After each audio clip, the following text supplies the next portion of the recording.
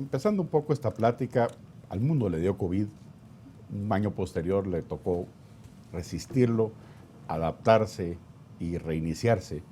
Y en este año precedente, pues hubo para Guatemala, atípicamente con respecto al mundo, que entró en una fase más recesiva, Guatemala en realidad creció, y creció a un ritmo de hecho no esperado y muy por encima del promedio de otros países latinoamericanos.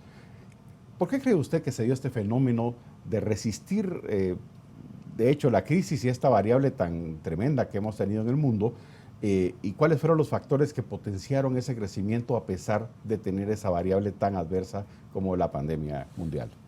La pandemia afectó al mundo totalmente. Y cualquiera que dice que estaba preparado con sus instituciones para un evento como la pandemia, creo que está hablando más allá de los alcances. Guatemala es un país que ha sido resiliente toda la vida. Cuando el mundo entra en crisis, Guatemala lo sufre, pero no lo sufre como los grandes países. Y yo pensaría que hay un número de razones. La primera es que Guatemala tiene una macroeconomía absolutamente estable y unas políticas de banca central que contribuyen muchísimo al objetivo de la estabilidad. Cuando el mundo está muy mal, Guatemala está mal, pero no tanto. Conversamente, cuando el mundo está muy bien, Guatemala está bien, pero no está tan bien.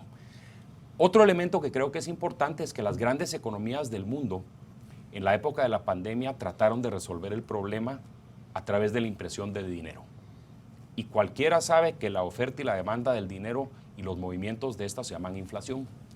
La gran impresión de masa monetaria en países como Estados Unidos, los países más grandes de las economías del mundo, esos G8 que ahora son G7, todos los países imprimieron moneda. No sustentada por su balance económico, no sustentada por comercio exterior, sino por la necesidad de atenderlas a las familias en esos países de una forma que en Guatemala no lo hicimos.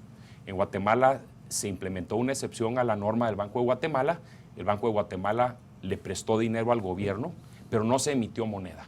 Y eso abogó a la estabilidad y nos permite decir el día de hoy que la inflación que tenemos en Guatemala es un tema que es importante ponerle atención, pero no está ni cerca de la inflación de las economías de países desarrollados donde se imprimió moneda. El otro tema es que los guatemaltecos atendemos nuestras necesidades. En Guatemala esto no es un tema de ahora, es un tema de décadas. Las instituciones que atienden las necesidades sociales de los guatemaltecos no han atendido de la forma que atienden en otros países. Los guatemaltecos resolvemos nuestros propios problemas. Y la economía que creció como creció en este último año 2022 y en el 2021 saliendo de la pandemia, ha dado muchísimo de qué hablar de Guatemala en todo el continente. La economía guatemalteca es de las economías, si no la economía más resiliente de toda América, incluyendo los grandes socios comerciales.